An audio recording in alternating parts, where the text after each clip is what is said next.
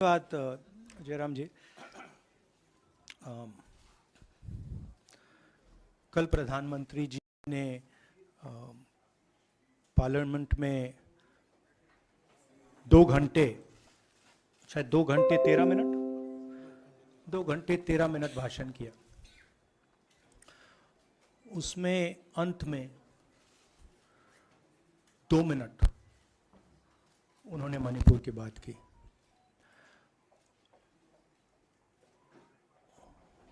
मणिपुर में महीनों से आग लगी हुई है, लोग मारे जा रहे हैं, बलात्कार हो रहा है, बच्चों को मारा जा रहा है। और अगर आपने देखा होगा कल, तो प्रधानमंत्री हंस हंस के बोल रहे थे, मुस्कुरा रहे थे, जोक्स क्रैक कर रहे थे, हंस रहे थे। ये उनको शोभा नहीं देता है। हिंदुस्तान का प्रधानमंत्री, अगर इस देश में हिंसा हो रही है, दर्द हो रहा है, हिंदुस्तान के प्रधानमंत्री को 2 घंटे मजाक नहीं उड़ाना चाहिए। विषय कांग्रेस नहीं था, विषय मैं नहीं था, विषय मणिपुर है। मणिपुर में क्या हो रहा है और उसको एकदम क्यों नहीं रोका जा रहा है, ये विषय है। मैं आपको अपना एक्सपीरियंस देता हूं, जो मैंने शायद अभी तक बोला नहीं, शायद पहले बोल देना था। मैं अब तकरीबन 19 साल से राजनीति में हूं और मैं हर स्टेट में गया हूं। बाढ़ आए, तूफान आए, सुनामी आई थी, हिंसा होती है, हम जाते हैं। 19 साल के एक्सपीरियंस में जो मैंने मणिपुर में देखा और सुना, वो मैंने कभी पहले नहीं सुना था। मैंने पार्लियामेंट में बोला कि प्रधानमंत्री जी ने, अमित शाह जी ने भारत माता की हत्या की है, मणिपुर में भारत को खत्म कर दिया है। मैंने ऐसे नहीं बोला था, ये खोखले शब्द नहीं है। मैं आपको समझाता हूं मैंने ये बात बोली क्यों। जब हम मणिपुर पहुंचे, हम लैंड किए, हमें मणिपुर में दौरा करना था। जब हम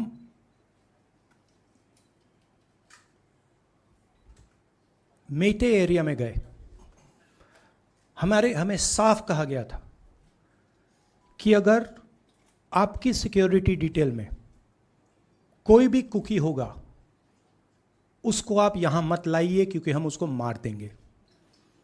और जब हम कुकी के एरिया में गए, हमें कहा गया अगर कोई मेटे आपकी सिक्योरिटी डिटेल में होगा, उसको आप मत लाइए, उसको हम गोली मार देंगे। हम जब गए, हमें मेटेज को परे करना पड़ा, हमें कुकीज को परे करना पड़ा। मतलब एक स्टेट नहीं है, आज 2 स्टेट है। स्टेट की हत्या कर दी गई है और उसको चीर दिया गया है। इसलिए मैंने बोला हिंदुस्तान की हत्या मणिपुर में बीजेपी ने कर दी है। और जब मैंने कल प्रधानमंत्री को देखा हंसते हुए, मजाक उड़ाते हुए, मैं समझ नहीं पा रहा था कि हिंदुस्तान का प्रधानमंत्री इस प्रकार से कैसे बोल सकता है। प्रधानमंत्री को ये पता नहीं लग रहा है कि हमारे देश में क्या हो रहा है। छोड़िए, नहीं जाना चाहते हैं, उसके भी कारण हैं, शायद मैं बता नहीं सकता हूं आपको, उसके कारण हैं। मगर अगर जा नहीं सकते हैं तो मणिपुर के बारे में बोले तो। हिंदुस्तान की आर्मी, आप सब जानते हो, सेना को आप जानते हो, जो मणिपुर में हो रहा है, हिंदुस्तान की सेना उसको 2 दिन में रोक सकती है, 3 दिन नहीं लगेंगे। अगर हिंदुस्तान की आर्मी को कहा गया कि यह तमाशा बंद करो, 2 दिन में यह तमाशा, ड्रामा बंद हो जाएगा। प्रधानमंत्री मणिपुर को जलाना चाहते हैं आग बुझाना नहीं चाहते हैं। यह है सच्चाई। अब आप अपने सवाल पूछिए। Would you like me to say it in English? I watched the Prime Minister of India yesterday speaking for 2 hours, laughing, joking, लगाing naras in the parliament. The Prime Minister would say one line and the entire BJP would shout another nara. You know, the Prime Minister seems to have forgotten that the state of Manipur is on fire and has been on fire for 4 months. Women and children are dying over there. People are being murdered. Women are being molested, are being raped. And the Prime Minister of India is sitting in the middle of the parliament, shamelessly laughing. This is not about Rahul Gandhi. This is not about the Congress party. This is not about the opposition. This is about India. It's about our country. A state has been decimated. It has been destroyed. It does not exist anymore. And it has happened because of the politics of the BJP. Divide and rule and burn. That is why in my speech I said, Bharat Mata has been murdered in Manipur. It's very interesting. For the first time, the words Bharat Mata have been expunged from the parliament. It's an insult to those words. Whatever I said that is wrong. I have said Bharat Mata, which is an idea, which is the idea of India, where everybody lives peacefully, harmoniously, with affection, has been killed in Manipur. It's a fact. So, the word itself now cannot be spoken by the people of India. We cannot say Bharat Mata in parliament.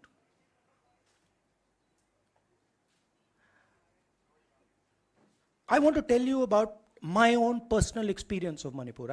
I've spoken to you about, I spoke in parliament about the women I met, the pain I heard, but I want to tell you why I said India has been murdered in Manipur. And I said it because Manipur no longer exists as a state. A state requires control, a state requires authority. That is disappeared in Manipur. It does not exist. And I saw this with my own eyes. When we went to Manipur, when we went to the Meitei area, we were categorically told that please ensure, we want you to come, we love you, but please ensure that if there are any cookies in your security detail, they do not come into our area or we will shoot them. When I went into the cookie area, we were told the same thing. We love you, we want you to come. But please make sure, if there are any Meiteis in your security detail, we will shoot them. Do not bring them here. Before going to the Meitei area, we had to remove all cookies from our security detail. Before going to the cookie area, we had to remove all Meiteis from our security detail. When we went there, the security forces, central security forces, told us we have never seen anything like this. We were told it is completely outside our control. Okay? That is why I said Manipur has been murdered by the BJP and the idea of India has been murdered by the BJP in Manipur. I was not speaking metaphorically. I was speaking literally. Now, the Indian army, it will take the Indian army 2 days to put an end to the nonsense that is going on in Manipur. The Prime Minister refuses to stop the fire. He wants Manipur to burn. He allows Manipur to burn. Because if he did want it to stop, there are tools in the hands of the Indian government that can stop it immediately. I know. I have full faith in our army. I know. And every Indian citizen knows that if the Indian army is told, please put an end to this, it will stop immediately. There are reasons for the PM not being able to go to Manipur. I'm aware of those reasons. I don't want to say them publicly. But there are clear reasons as to why the Prime Minister is not going there. That is why we wanted the Prime Minister to speak in Parliament. That is why we wanted Manipur to be on the agenda in Parliament. And what did the Prime Minister do? He ridiculed the state. He ridiculed the women of the state. He laughed at the women of the state. That's the truth. Now please ask your questions. Sanjeev, mic dena yaar. Finally, I just want to say one thing again in English. See, the Prime Minister, when he becomes Prime Minister, he ceases to be a politician. He becomes the representative of the voice of this country. His the politics should be put aside. And the Prime Minister should speak not as a petty politician, as the leader of a political party, but the Prime Minister should speak with the weight of the Indian people behind him. And it's tragic to watch Mr. Narendra Modi. It's sad, because the Prime Minister does not understand what he actually is. He is our representative. He's my representative. He's all our representative. And watching the Prime Minister spend 2 hours talking about the Congress, talking about the opposition, making ridiculous remarks about the name, this really does not do justice to an Indian Prime Minister. I've seen Prime Ministers from the Congress party, I've seen Prime Ministers from the BJP, I've seen Mr. Vajpayee, I've seen Mr. Dev Gowda. None of them have ever done this. There's a complete misunderstanding in the mind of Narendra Modi ji about what the Prime Minister of India is. Rahul ji, you wanted the Prime Minister to speak in Parliament, and now that he's spoken, and you've said that he wants Manipur to continue to burn. So what is the Congress Party's next step to retrieve Manipur and save it? The only conclusion I can draw, because the Prime Minister has tools in his hand that can stamp out the fire in Manipur certainly within 3 or 4 days. But for some reason he's refusing to use those tools. Right? The Prime Minister could at least go to Manipur, talk to the communities, and say, I'm your Prime Minister. Let's start talking. It will be taken seriously. So I don't see any intention. Rahul ji, कल ये भी प्रधानमंत्री ने अपने भाषण में कहा कि 2018 में ये लेके आए थे, 2023 में विश्वास प्रस्ताव लेके आए और 2023 में भी लाएंगे। तो एक तरीके से उन्होंने साफ तौर पर ये कह दिया कि मैं तो हमारी सरकार अगली बार भी बन रही है। एक पॉलिटिकल बात भी उन्होंने कही। तो आप उनके पूरे भाषण को आप ये कह रहे हैं कि वो पॉलिटिकल भाषण ज़्यादा था, मणिपुर पे बात बहुत कम थी, तो इसको कैसे देखते हैं? नहीं, भाषण हिंदुस्तान के बारे में नहीं था, भाषण नरेंद्र मोदी जी के बारे में था। वो अपनी राय, अपनी राजनीति, अपने एम्बिशंस वो आपको दे रहे थे। सवाल ये नहीं है कि नरेंद्र मोदी जी 24 में प्रधानमंत्री बनेंगे या नहीं। सवाल ये है कि मणिपुर जल रहा है, महिलाओं का बलात्कार हो रहा है, लोग मारे जा रहे हैं। सवाल ये है, अगर ये प्रधानमंत्री कहना चाहते हैं तो ये पब्लिक मीटिंग में कहें। मजाक बनाना चाहते हैं तो जब मणिपुर नहीं चल रहा है तो करें। बट प्रधानमंत्री को ये समझ आनी चाहिए, बात समझ आनी चाहिए कि पार्लियामेंट में जो चर्चा हो रही थी वो उनके बारे में नहीं थी, वो मणिपुर के बारे में थी। सर नमस्कार। कल प्रधानमंत्री ने बार-बार कांग्रेस का नाम लिया और ये आरोप लगाया कि नॉर्थ ईस्ट और मणिपुर की सारी समस्याओं के कांग्रेस जिम्मेदार है। आप क्या जवाब देंगे? नहीं, अभी मैंने बोला ना, वही तो जवाब है। मुझे प्रधानमंत्री को जवाब देने की जरूरत नहीं है। मैं सिर्फ ये कह रहा हूं कि एक स्टेट की हत्या की गई है, भारत माता की हत्या कर दी गई है मणिपुर में।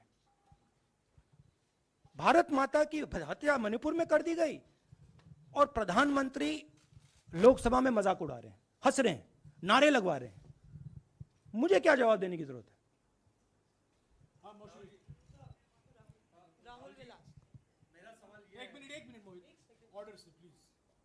Mr. Gandhi, you waxed eloquent.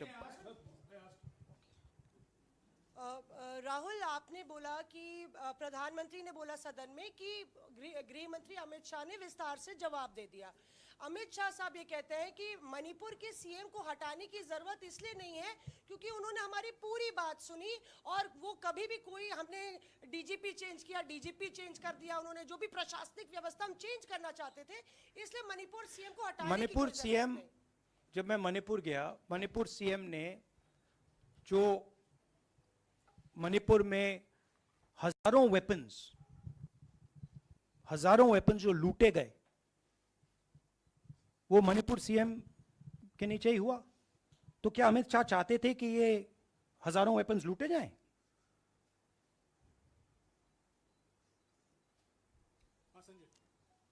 Rahul ji, जो हिंसा चल रही है, क्या अमित शाह चाहते हैं कि हिंसा चलती जाए? चीफ मिनिस्टर उसको रोक नहीं पा रहा है। अमित शाह जी कह रहे हैं कि भैया वो हमारी बात मान रहा है, तो क्या आप चाहते हैं कि मणिपुर चलता जाए? राहुल जी, एक संसद में एक नया ट्रेंड दिखाई दे रहा है कि कई सेशन से अपोजिशन के एमपीज या तो सस्पेंड हो रहे हैं या डिस्क्वालीफाई हो रहे हैं, या एक सेशन से ज़्यादा ये अपोजिशन के एमपीज का जो प्रिविलेज मोशन या प्रिविलेज रूल्स के तहत जो डिस्क्वालिफिकेशन हो रहा है या सस्पेंशन हो रहा है, इसका जो ट्रेंड बढ़ रहा है, इसको आप लोग कैसे एड्रेस करेंगे? आप देखिए, एमपीज को निकालें, वापस डालें, हमारा काम बदलता नहीं है। हमारा लक्ष्य जो मणिपुर में हो रहा है उसको रुकवाने का है। जो भी औजार हमारे हाथों में है, उस हिंसा को रुकवाने के लिए उनका हम प्रयोग कर रहे हैं और करेंगे।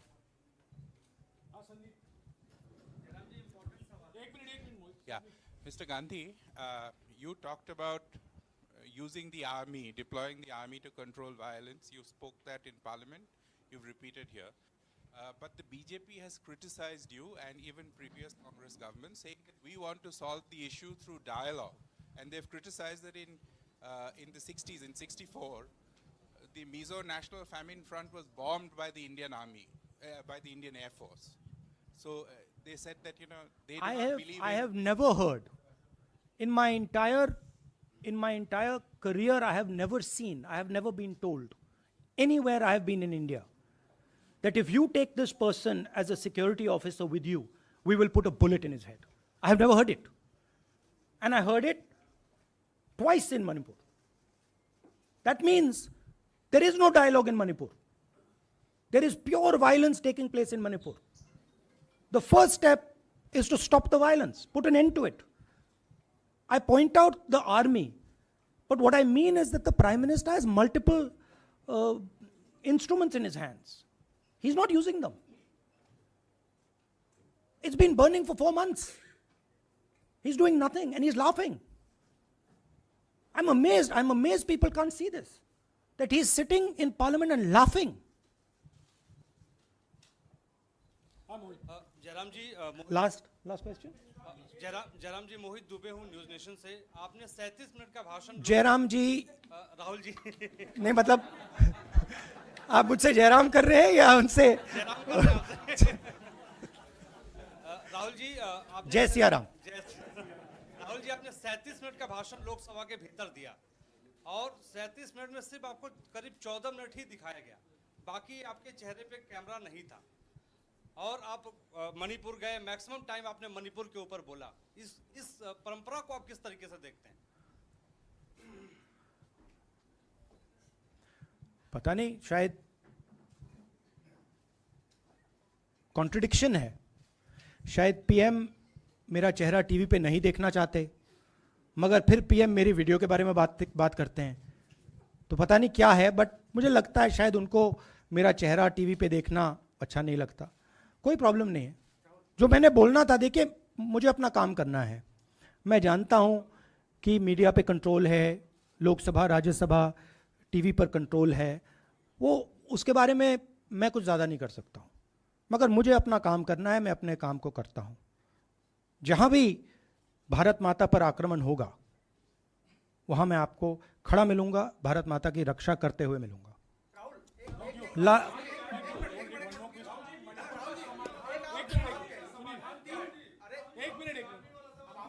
हाँ, Okay, last question, brother. The Supreme Court has already said what it has in terms of a constitutional breakdown, as well as now, you are asking for the army. Do you believe that Article 356 is the only way out? Or I'm not asking for anything. Please don't misunderstand. It is not my place to decide which tool the Prime Minister can use, which instrument he should use. I am pointing out that there are multiple instruments that the Prime Minister has